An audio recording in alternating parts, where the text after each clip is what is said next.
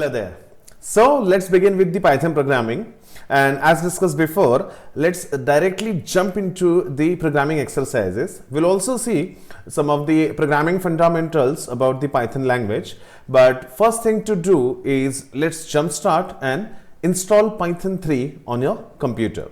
So let's begin. So to install the Python, all you have to do is just open a browser and then go to python.org. So that's the official website of Python, and here you can download the latest version of Python.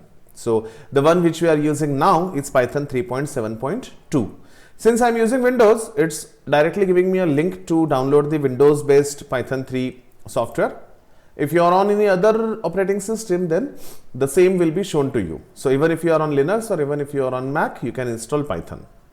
So once installed, you will get an exe file of the Python setup, which is just 25 MB in size. It's a very small as compared to any other programming languages complete setup.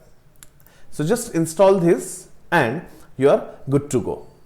Once you have installed Python 3.7.2 or Python 3.7's any version, then you will find that the Python is installed and it comes with a built-in IDE. IDE stands for Integrated Development Environment. It is the same place where you can write the code as well as you can run the code.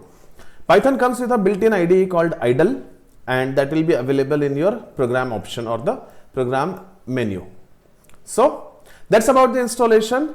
Make sure your installation is finished. You can open the Python's idle and then let's proceed further. Thanks for watching this video.